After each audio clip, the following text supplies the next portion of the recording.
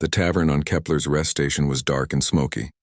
Aliens from dozens of worlds sat at metal tables, drinking strange liquids and telling stories. The air smelled like burnt metal and foreign spices. In the corner, away from the noise, sat a creature that made other aliens nervous. Zixithera was a Valkyrian warrior. She had 4 arms, each as thick as a tree trunk. Her skin looked like purple crystal, and scars covered her body from countless battles. The Valkyrians were known across the galaxy as the best fighters. Their empire had conquered 40 worlds in the last century. But now Zixithera sat alone, staring into her drink with eyes that had seen too much. 3 young aliens approached her table. There was a Zephyrian with blue skin and tentacles for hair, a Corin with 6 legs and compound eyes, and a small pixie with wings that glowed softly. They had heard stories about this old warrior and wanted to know if they were true. "Are you really Zixithera?" asked the Zephyrian, the one who fought against the humans. Zixithera looked up slowly. Her mandibles clicked together, making a sound like breaking glass. "Yes," she said in a voice that sounded tired. "I am that fool." The young aliens looked at each other excitedly. The Corin leaned forward. "We heard stories about the humans. People say they are monsters who can destroy entire fleets, but they look so weak and small. How can that be true?" Zixithera's 4 hands gripped her drink tighter. "Weak, small?" She made a sound that might have been laughter, but there was no joy in it. "Sit down, younglings. Let me tell you about humans. But do not blame me when you cannot sleep after hearing these tales."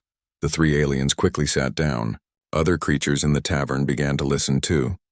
Stories about humans were rare, and most who told them were either dead or mad. "I was a tactical officer on the dreadnought Death's Claw," Zixithera began. "This was 15 cycles ago when the Valkyrian Empire first discovered the humans. We thought they were just another primitive species. They had only just learned to travel between stars. Their technology looked simple compared to ours." She took a long drink from her glass. "The High Command decided to add their worlds to our empire. It seemed easy. They had maybe 50 ships in their entire fleet. We had thousands. Their weapons were basic plasma cannons. We had reality-tearing disruptors. What could go wrong?" The pixie's wings fluttered nervously. "What happened?" "First contact was at a place they called Proxima Junction. It was a trading post near their outer colonies. We sent 200 ships to show them our power. The humans should have surrendered immediately when they saw our fleet." Zixithera's eyes grew distant as she remembered. "Instead, 12 human ships came out to meet us." 12 against 200, our fleet admiral laughed. He thought it was a joke. "But they ran away, right?" asked the Corin. "That is what we thought," Zixithera said. "The human ships turned and fled toward an asteroid field. Our admiral ordered the entire fleet to chase them. It was supposed to be target practice for our gunners." She paused and looked at each of the young aliens. "That was our first mistake. We thought we were hunters, but we were actually the prey." The tavern had grown quiet. Even the bartender, a large creature with too many eyes, had stopped cleaning glasses to listen. "The asteroid field looked normal," Zixithera continued. "Big rocks floating in space just like any other system. Our sensors showed nothing unusual. The human ships disappeared between the asteroids and we followed them in. Then the rocks started shooting at us. The Zephyrian's tentacles went rigid." "The rocks?" "They were not rocks," Zixithera explained. "They were hollow shells with human fighters inside. What we thought was debris was actually weapon platforms covered in fake asteroid material. The humans had spent months preparing this trap." She finished her drink and signaled for another. "But that was not the worst part. The worst part was how they fought once the trap was sprung." The new drink arrived, and Zixithera stared into it like she could see the past in its depths.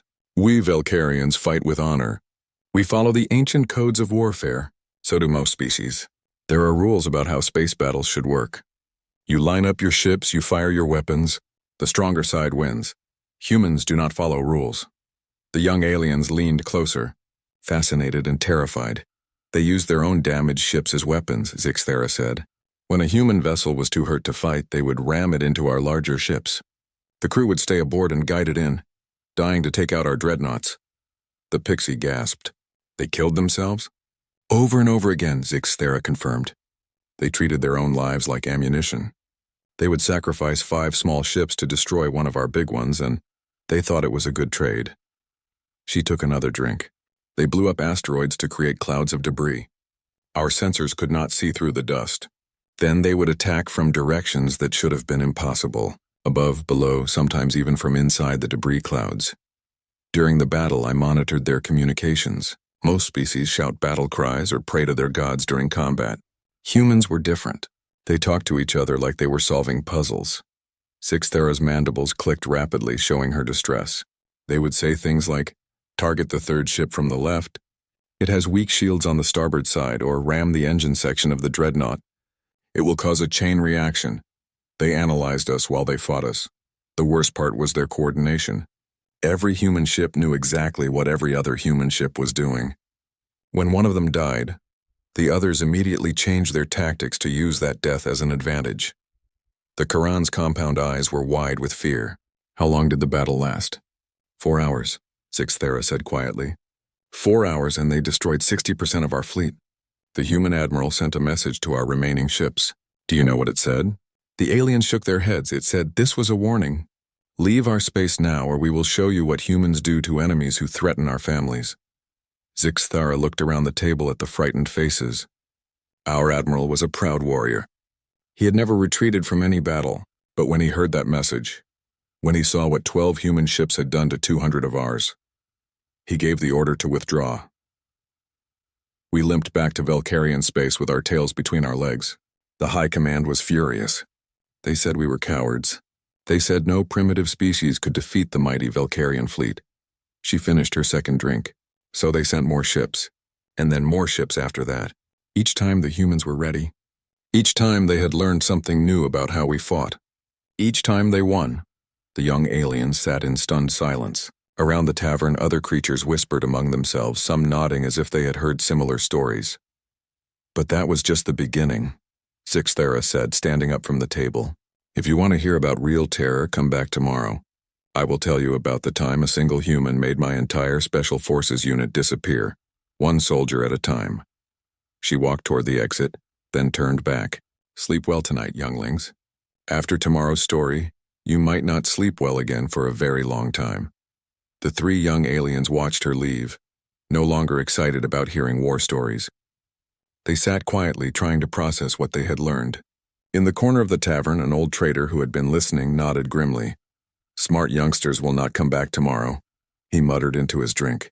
"Some stories are too dangerous to hear." The next evening, Sixthera returned to her corner table in the tavern. She was not surprised to see the 3 young aliens waiting for her. Fear and curiosity fought in their eyes, but curiosity had won. Several other creatures had joined them, including some older warriors who bore their own scars from various conflicts. Sixthera ordered her usual drink and settled into her chair. Her forearms moved restlessly as if remembering old battles. "You came back," she observed. "I thought yesterday's story might have been enough." "We need to know," said the Zephyrian. His tentacles were pale blue today, showing his nervousness. "The whole galaxy talks about humans in whispers. We want to understand why." "Understanding is dangerous," Sixthera replied. "But I promise to tell you about the hunt, about Admiral Sarah Chen and what one human can do when they set their mind to war." She took a long drink and began her tale. After the disaster at Proxima Junction, the Velcarian High Command was embarrassed. They could not accept that primitive humans had defeated our finest fleet, so they decided to try a different approach. Instead of sending more ships to die, they created a special unit, the best warriors from 5 different species. I was chosen to represent the Velcarians. There was also Kethmore, a Saurian assassin who could blend with shadows. Frexka, a Thorian berserker whose skin was harder than armor. Yilnith, a Scion who could read minds from across a star system. And Grandar, a Krell tech specialist who could hack any computer system. The young aliens looked impressed. These were legendary warrior species, each feared across the galaxy for different reasons. Our mission was simple, Sixthera continued. Find and eliminate the human commanders. Cut off the head of the snake and the body would die. Intelligence had identified their primary target, Admiral Sarah Chen, who was coordinating human resistance from somewhere in the Void Nebula. An older draconian warrior at a nearby table leaned closer. "I heard about the Void Nebula operation. None of the team came back except you." Sixthera's mandibles clicked grimly. "That is correct. But you have not heard the real story of what happened to them." She paused, organizing her memories. "The Void Nebula is a perfect hiding place. It scrambles sensors and communications. Finding anything in there should be impossible, but our tech specialist Grondar was confident he could track the human signals. We entered the nebula in our stealth ship, the Silent Death. It was the most advanced vessel in the Valkyrian fleet, invisible to all known detection methods. We felt invincible. Zixthara's expression darkened. We were wrong. The first sign of trouble came on day 3. Grondar discovered that someone had accessed our computer systems. Not damaged them, not destroyed them, just looked around. They had read our mission files, our personal records, even our psychological profiles. The Pixie's wings stopped glowing. How is that possible? You said the ship was advanced. That is what we thought, Zixthara said. But humans do not think like other species. While we were looking for their signals in the nebula, they were looking for us. They found us first. The second night Yilneth vanished during sleep cycle. The Scion who could read minds across star systems just disappeared from a locked room. We found his gear arranged neatly on his bed along with a note written in perfect Valkyrian. What did it say? Asked the Quran. It was a complete psychological analysis of each team member. How we thought, what we feared, what motivated us. The human had studied us better than we knew ourselves. They knew Vrexka would charge blindly at any threat. They knew Kethmore relied too much on his stealth abilities. They knew I followed orders without questioning them. Zixthara's 4 hands clenched into fists. But the worst part was what the note revealed about Yilneth. The human had somehow shielded their mind completely from Scion detection. Yilneth never even knew the human was there until it was too late. The tavern was completely silent now. Even the background music had stopped. We searched the ship for days. No trace of Yilneth. No signs of struggle. It was like he had simply ceased to exist. Grondar ran every scan possible. According to our sensors, only 4 life forms remained on the ship. Then Kethmore disappeared. The Saurian assassin who could become invisible was taken by someone even more invisible. This time the human left us a different message. They had written Kethmore's complete mission history on the wall of his quarters. Every target he had ever killed, every technique he had used. But they had written it backwards, like they were showing us how easy it was to unravel everything we thought we knew. The draconian warrior shook his head in disbelief. 2 of the galaxy's most dangerous killers taken without a trace? It gets worse, Zixthara said. Vrexka was next. The Thorian berserker whose skin could stop plasma rounds. We found his quarters empty except for a small sculpture made from pieces of his own armor. Someone had carved it into the shape of a human hand. The human had gotten close enough to Vrexka to remove pieces of his armor while he slept, close enough to touch him. The berserker never even woke up. The young aliens looked terrified. The Zephyrian's tentacles had turned almost white. How were they doing this? That is what Grondar and I wanted to know, Zixthara replied. We barricaded ourselves in the control room and ran continuous scans. Nothing. The ship showed only 2 life forms. But someone was still aboard with us. On the 5th night, Grondar cracked. The stress of being hunted by an invisible predator had broken his mind. He started ranting about how the human was not really there, how it was all psychological warfare. He convinced himself that if he could not detect the enemy, then the enemy did not exist. He was wrong. Zixthara's voice became very quiet. I found Grondar the next morning. He was sitting at his computer station, but his mind was gone. Completely blank. He could still breathe and blink, but there was nothing left inside his head. Next to him was a datapad with a message in perfect Krell. Some things are worse than death. The human had somehow erased Grondar's mind without damaging his body. I still do not know how they did it. The tavern patrons shifted uncomfortably in their seats. Mental warfare was considered the most horrible form of combat by most species. So I was alone on a ship that was supposed to hold 5 warriors. Zixthara continued. All of our sensors said I was the only living thing aboard. But I knew better. The human was still there, watching me, studying me. I spent 3 days waiting for them to come for me. I did not sleep. I did not eat. I just waited with my weapons ready. But nothing happened. On the 4th day, I received a transmission on the emergency channel, a human woman's voice speaking perfect Valkyrian. Tactical Officer Zixthara, this is Admiral Sarah Chen. I believe you are looking for me. The young aliens gasped. The Pixie whispered, she was talking to you directly? The transmission included coordinates to a small asteroid in the heart of the nebula. Chen said she would be waiting there alone and that I was welcome to come and finish my mission. Zixathera laughed bitterly. I knew it was a trap. But what choice did I have? I was the last one left. The mission had to be completed or my entire species would be shamed. I took a shuttle to the asteroid.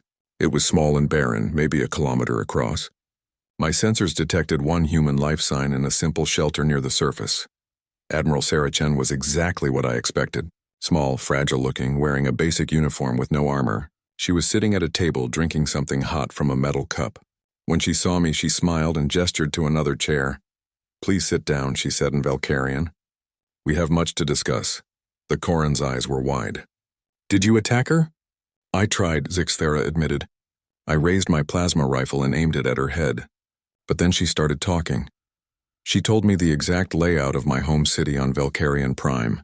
She described my family's house, my younger brother's favorite game, my mother's garden. She knew things that only someone who had been there could know. Then she explained how she had tracked my team through the nebula, how she had studied each of us for weeks before we even knew she existed, how she had entered our ship and observed us while we slept." Zixathera's mandibles clicked rapidly. "She told me she could have killed us all on the first night. But that would not have sent the right message." "What message?" asked the Zephyrian. "That humans do not just fight wars," Zixathera said. "They think about wars. They plan wars. They understand their enemies better than their enemies understand themselves." Chen showed me a datapad with complete intelligence on Valkyrian military structure, troop positions, ship movements, even the personal habits of our high command. She had been gathering information about us while we thought we were hunting her. Then she made me an offer. The tavern was so quiet that the only sound was the hum of the station's air recyclers. She said I could return to Valkyrian space with a message. Tell the High Command that this war could end in one of two ways. Either the Valkyrians could surrender now and become allies of humanity, or they could continue fighting and learn what humans do to enemies who threaten their families. "Your choice," she said. "But choose quickly. My patience has limits." Zixathera finished her drink.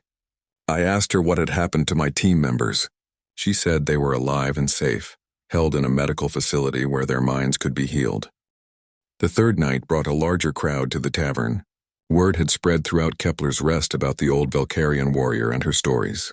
Creatures from dozens of species filled the tables, all waiting to hear what had happened when the Valkyrian Empire attacked Earth. Zixathera arrived later than usual. Her forearms moved slowly and her crystal skin looked duller than before. Telling these stories was taking a toll on her, but she had promised to finish them. She settled into her chair and looked around at the crowded tavern. "So many faces tonight," she observed, all wanting to hear about the day the galaxy learned to fear humans. The young Zephyrian from the first night spoke up. "The whole station is talking about your stories. Some people say they cannot be true." "Those people are wise," Zixathera replied. "Truth and wisdom do not always go together. But you asked for the truth, so I will give it to you." She ordered her drink and waited for the tavern to quiet down. When every creature was listening, she began. "The High Command did not believe my report about Admiral Chen. They thought one small human had somehow tricked me into retreating. The idea that humans could be more dangerous than Valkyrians was unthinkable. So they decided to end the war quickly. They assembled the Grand Fleet, 1,500 ships, including 20 dreadnoughts and the flagship Worldbreaker. It was the largest military force the Valkyrian Empire had ever gathered. An older Mantelian trader nodded grimly. "I remember when that fleet passed through our space. It took 6 hours for all the ships to go by. We thought nothing could stand against it." "That is what we thought too," Zixathera agreed. "The plan was simple. Jump directly to Earth, destroy their defenses, and demand surrender. The humans would see our power and give up immediately." She took a long drink. "We were wrong about everything. The Grand Fleet came out of hyperspace at the edge of Earth's solar system. We expected to find maybe 100 human ships defending their homeworld. Instead, we found 37. The crowd murmured in disbelief. The Pixie's wings flickered nervously. "Only 37 ships against 1,500? "That is what our sensors showed," Zixathera confirmed. Admiral Kelvak, who commanded the Grand Fleet, was insulted. He had brought the might of the Empire to crush a handful of defenders. But then something strange happened. The human ships did not attack. They did not run away. They just waited. After an hour, we received a transmission from the human flagship. It was Admiral Sarah Chen again.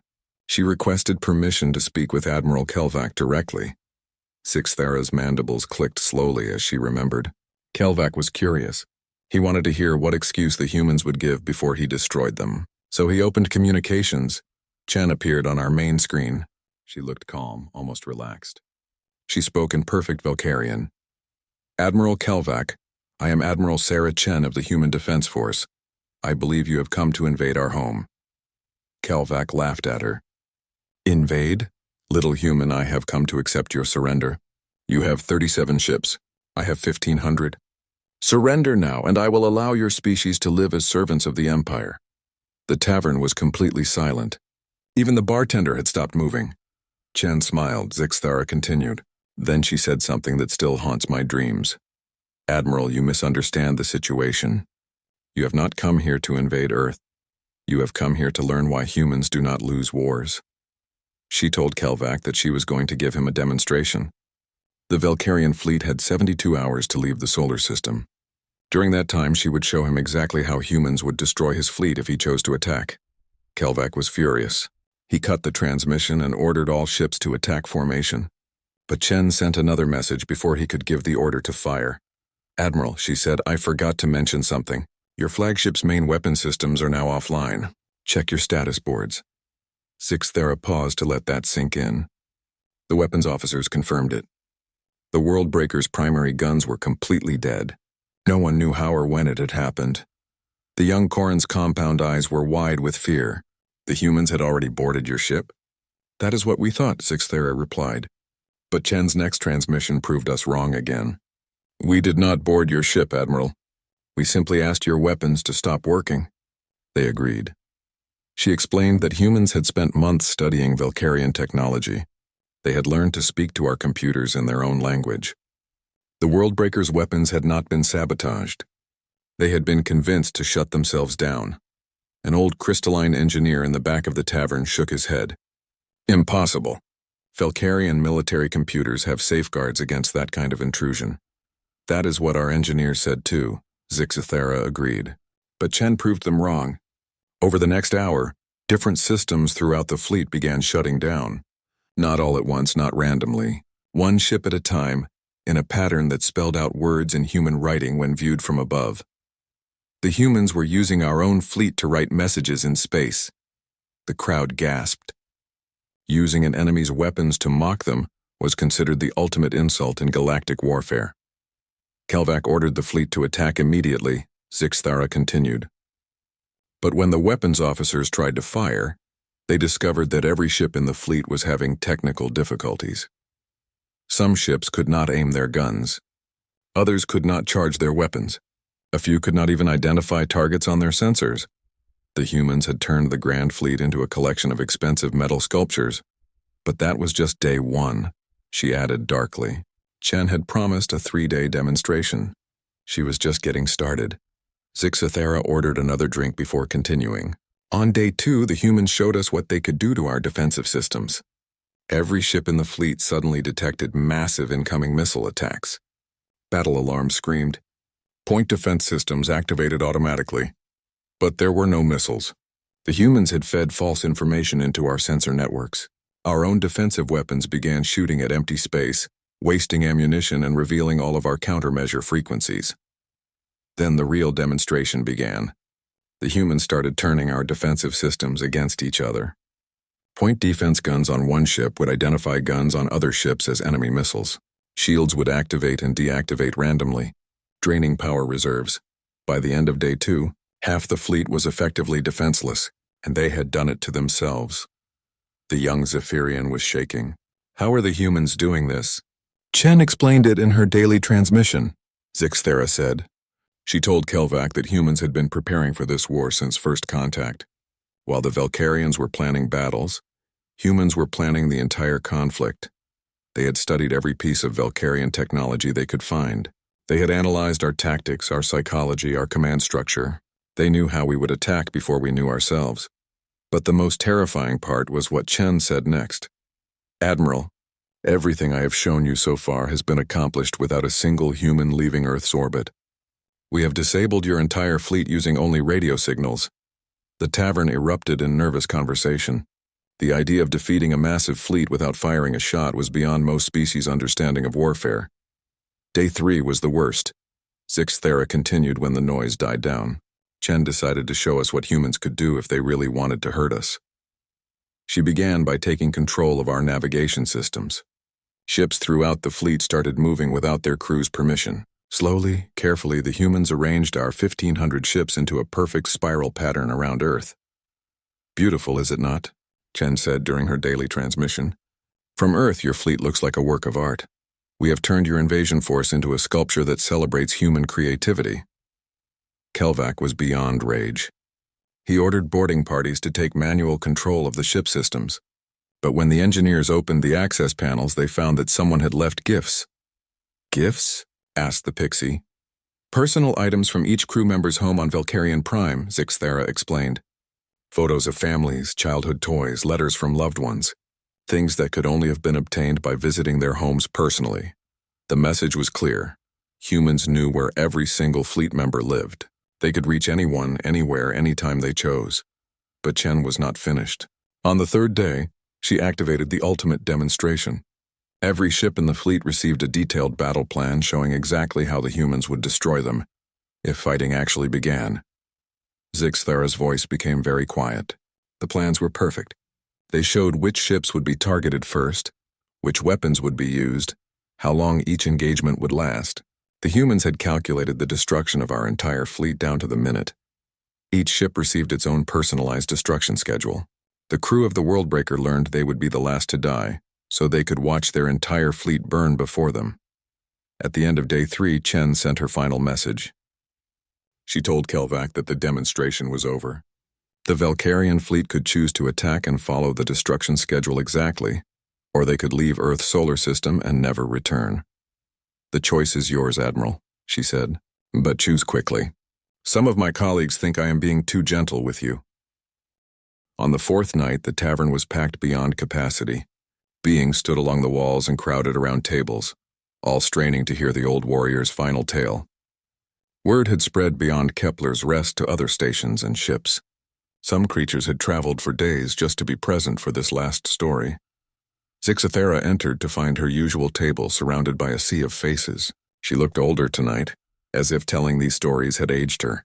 The scars on her crystal skin seemed deeper, and her forearms moved with the careful precision of someone carrying a heavy burden. She sat down and looked around at the crowd. "So many come to hear the end," she observed. "You all want to know how humans offer peace. But I warn you, this will be the hardest story to hear." A respectful silence fell over the tavern. Even the service staff stopped working to listen. After the Grand Fleet returned to Valkyrian space, Zixthera began. The High Command was in chaos. They could not understand what had happened. How could humans defeat 1,500 ships without fighting? How could they control our technology better than we could? The military leaders demanded immediate retaliation. They wanted to build new weapons, develop new tactics, find some way to hurt the humans. But the Council of Elders was wiser. They asked me to tell them everything I had learned about human warfare. She paused to order her drink. I told them the truth. Humans did not fight like any known species. They fought wars before the first shot was fired. They won battles inside the minds of their enemies. They turned strength into weakness and pride into vulnerability. The Council listened to my report and made a decision that shocked the entire Empire. They voted to request peace negotiations with the humans. A young Draconian in the crowd called out, "The proud Valkyrians asked for peace. After all those defeats?" "Pride," Zixthera replied, "is a luxury that intelligent species cannot always afford." The Council understood that continuing this war would destroy the Valkyrian Empire. The humans had proven they could defeat us whenever they chose. The only question was whether they would allow us to survive. Admiral Chen agreed to meet with our negotiators at a neutral location. The talks were held on an asteroid station in unclaimed space. I was chosen to accompany the diplomatic team as a military advisor. Zixthera's mandibles clicked nervously as she remembered. When we arrived at the station, we expected to find a large human delegation. Instead, Admiral Chen was waiting for us alone. She met us in a simple conference room with chairs arranged in a circle. No guards, no weapons, no display of power. She looked like a teacher preparing for a friendly discussion with students. Our lead negotiator, Elder Thurvok, was suspicious. He asked Chen where her support staff was, where her security detail was hiding. Chen smiled and said, "Elder Thurvok, if I wanted to hurt you, would it matter how many guards I brought?" Then she gestured to the chairs. "Please sit. We have much to discuss." The tavern was so quiet that the hum of the air recyclers seemed loud. The peace negotiations took 3 days, Zixthara continued. But they were unlike any diplomatic meeting in galactic history. Chen did not make demands or issue ultimatums. Instead, she asked questions. She wanted to know about Valkyrian culture, our history, our goals as a species. She asked about our art, our music, our philosophy. She seemed genuinely interested in understanding who we were beyond our military capabilities. Elder Thurvok was confused. He had prepared for tough negotiations about reparations and territorial concessions. Instead, the human admiral was asking about Valkyrian poetry. On the second day, Chen explained why she was asking these questions. She said that humans believed peace was only possible between species that understood each other. She wanted to know what Valkyrians valued so that humans could avoid threatening those things. A wise old scion in the crowd nodded appreciatively. A sophisticated approach to diplomacy. But that was not the most surprising part, Zixthara said. On the third day, Chen presented the human peace proposal. Elder Thurvok expected harsh terms. Limitations on our military. Restrictions on our territory. Payments for war damages. Instead, Chen offered the Valkyrians full partnership in what she called the Human Alliance. The crowd murmured in surprise. The young Zephyrian asked, "Partnership? After you had attacked them?" Chen explained that humans did not want to rule over other species. Zixthara replied. They wanted to work with them. She said the war had been unnecessary because both species wanted the same things: security for their families, prosperity for their worlds, and the freedom to grow and explore. She told us that humans had studied Valkyrian history during the war. They knew we were not evil, just proud and sometimes foolish. Chen said humans had made similar mistakes in their own past. The alliance she proposed would combine human strategic thinking with Valkyrian military strength. Together, the two species could protect smaller civilizations from real threats while exploring the galaxy as partners. Zixthara took a long drink before continuing. Elder Thurvok was stunned. He asked Chen why humans would trust former enemies with such an offer. Chen's answer revealed the true horror of human thinking, Zixthara said, her voice dropping to a whisper. She told him that humans had been planning this partnership since the first day of the war. Everything that had happened, the trap at Proxima Junction, the hunt in the Void Nebula, the demonstration at Earth, all of it had been designed to prepare the Valkyrians for this moment. The crowd gasped. The implications were staggering. Chen explained that humans had studied our species before first contact. They knew Valkyrians respected strength and despised weakness, so they had to prove their strength before we would listen to offers of peace. If we had approached you with diplomacy first, Chen said, your empire would have seen us as weak prey. You would have attacked eventually.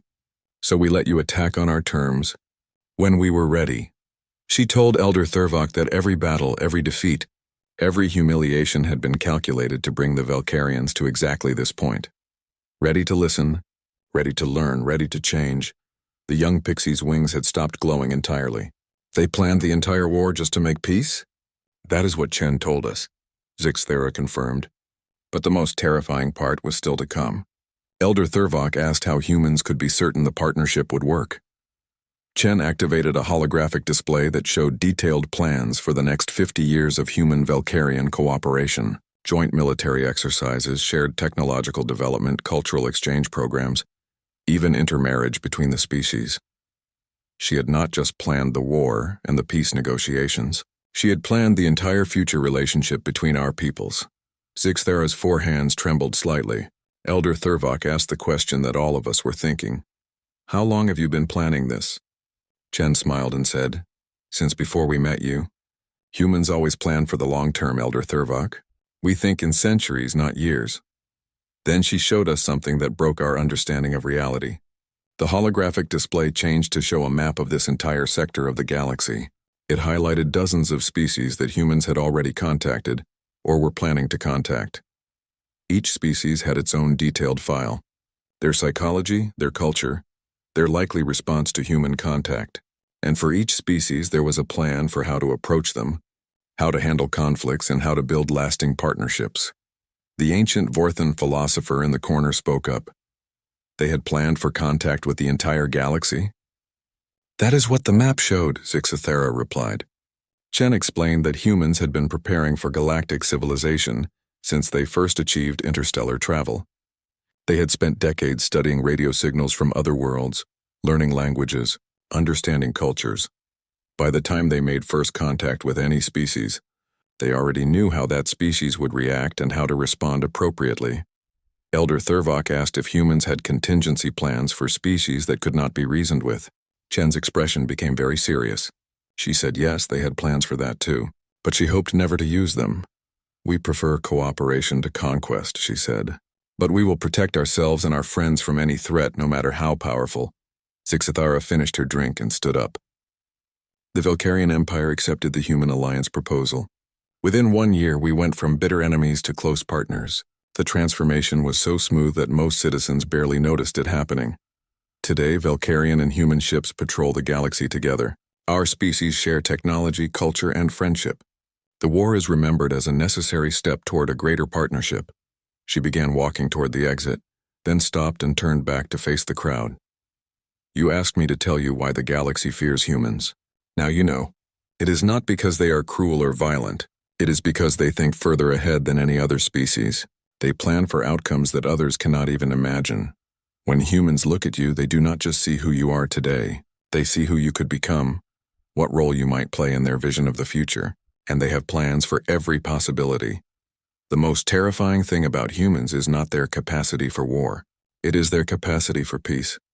They can turn enemies into friends, transform conflicts into opportunities, and build futures that seemed impossible.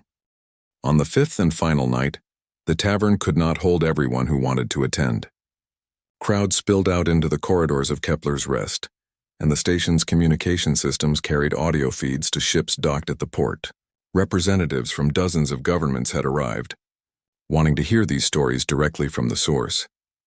Zixathera entered to find cameras pointed at her table and officials from multiple species waiting with recording devices.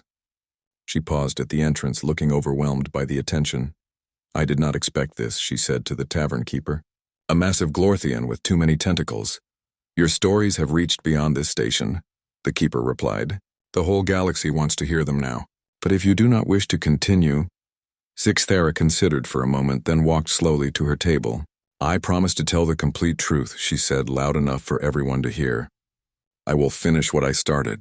She sat down and looked directly into the nearest camera. To those listening from far away, know this. Everything I am about to tell you will change how you see the galaxy. Some truths are dangerous to know. The crowd fell silent. Even the recording devices seemed to hum more quietly. For 4 nights I have told you stories about human warfare, Zixathera began, about their tricks and tactics, their planning and psychology. But I have not told you the most important truth of all. She paused, organizing her thoughts. After the peace treaty was signed, I was assigned to work directly with human military advisors. I spent years learning their methods, training alongside their officers, studying their approach to conflict. During that time, I discovered something that shocked me more than any battle or demonstration. Everything they had shown us during the war, all of their terrifying capabilities, why, was them holding back. A crystalline ambassador leaned forward. Holding back? How is that possible? The humans we fought were operating under what they called minimal impact protocols, Zixathera explained. They had been ordered to end the war as quickly as possible while causing the least possible harm to Velkarian lives and infrastructure. Every tactic they used, every demonstration they gave was carefully designed to achieve victory without unnecessary destruction. They could have done much worse, but they chose not to. The young Zephyrian who had been coming all week asked, "What do you mean by worse?" Zixathera's mandibles clicked slowly. During my training with human officers, I learned about their military history, the conflicts they fought among themselves before achieving interstellar travel, the weapons they had developed but chosen not to use against us. Humans have technology that can crack planets like eggs, viruses that can wipe out entire species, artificial intelligences that can control every computer system in the galaxy simultaneously. They had all of these things during our war, but they never used them. The crowd murmured nervously. The idea of such destructive power was frightening enough, but the restraint required not to use it was even more unsettling. I asked Admiral Chen why humans had limited themselves during the war. Zixthera continued. Her answer revealed the true nature of human thinking. She told me that humans had learned from their own history that total war only creates lasting hatred. They wanted the Valkyrians as partners, not as broken slaves, so they had designed their entire war strategy around this goal: defeat us completely, but leave us strong enough to be useful allies. We could have destroyed you, Chen said, but then we would have had to find someone else to help us explore the galaxy. It was more efficient to teach you to work with us. An elderly Mantelian diplomat spoke up. That level of strategic thinking is unprecedented. That is what I thought too, Zixthera agreed. But then I learned something even more disturbing. The human military had multiple contingency plans for our war, depending on how the Valkyrians responded to their initial demonstrations. If we had surrendered immediately, they would have offered us a junior partnership with gradual integration into human society. If we had fought stubbornly but conventionally, they would have used the tactics I described in my stories. But if we had escalated to weapons of mass destruction or genocide, Zixthera's voice became very quiet. They had plans for that scenario too. What kind of plans? Asked the pixie, though her tone suggested she might not want to know. Complete annihilation of Valkyrian civilization within 72 hours, Zixthera replied. Not just our military, our entire species, our worlds, even our historical records. They would have erased us from existence so thoroughly that future civilizations would never know we had existed. But then they would have mourned us. Chen showed me the memorial protocols they had prepared. Humans would have preserved samples of our DNA, recordings of our culture, and monuments to our achievements. They would have remembered us as a tragedy, not an enemy. The tavern was completely silent. The implications were staggering. This is why the galaxy fears humans, Zixthera said. Not because they are evil, but because they are thorough. They plan for every possibility, and they have the capability to execute any plan they choose. When humans look at another species, they see all the possible futures that could emerge from their relationship. They prepare for the best outcomes and the worst ones with equal attention to detail. She stood up and began pacing, her forearms gesturing as she spoke. During my years working with them, I learned about their long-term projects. They are not just planning for the next century or the next millennium. They are planning for the next million years. They have identified potential threats to galactic civilization that will not emerge for thousands of generations. Cosmic events, evolutionary pressures, technological singularities that could destroy all life. And they are already working to prevent or prepare for these distant dangers. A draconian general in the crowd asked, "How can any species think that far ahead?" "Because humans understand something that other species do not," Zixthera replied. "They know that intelligence is not permanent. Civilizations rise and fall. Species evolve or go extinct. Even the universe itself will eventually end. But humans believe that consciousness, the ability to think and feel and create, is the most precious thing that exists. They see themselves as temporary guardians of this precious gift, responsible for ensuring that thinking beings continue to exist long after humanity itself is gone. This is why they work so hard to build alliances instead of empires. They are not trying to dominate the galaxy. They are trying to make it strong enough to survive whatever comes next." Zixthera returned to her chair and looked directly at the cameras again. "To those listening from across the galaxy, here's what you need to understand about humans. They are not your enemies unless you make them your enemies. But if you do threaten them or their allies, you will face an opponent that has been preparing for your attack since before you were born.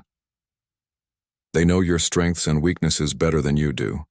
They have contingency plans for every possible action you might take, and they have capabilities that you cannot imagine, held in reserve for emergencies that may never come. But they do not want to use these capabilities.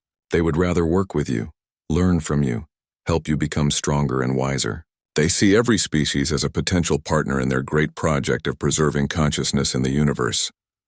She paused to drink from her glass, then continued, "The choice is yours. You can approach humans as friends, and they will share their knowledge and protection freely. Or you can approach them as enemies and discover why they have never lost a war. But choose carefully. Humans remember everything and they plan for everything. The decision you make today will affect your species for thousands of years to come. Zixathera stood up one final time. I have told you the truth about humans as I learned it. Some of you will not believe these stories. Others will be too frightened to act on them.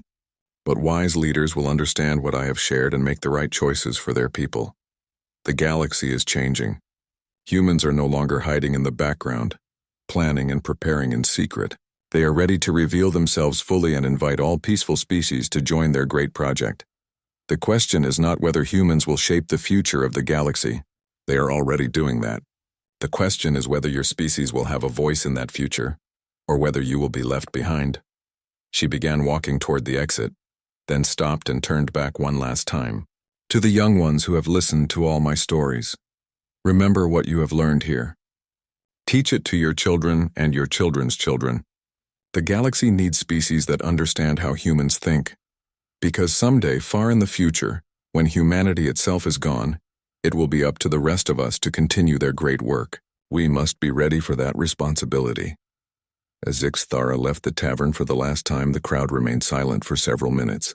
Government officials whispered urgently into communication devices. Military officers exchanged worried glances. Philosophers and scientists stared into space, trying to process the implications of what they had heard. Finally, the young Zephyrian who had started this whole journey spoke up. What do we do now? The ancient Vorthon philosopher who had listened to every story answered with the wisdom of ages. Now, child, we choose.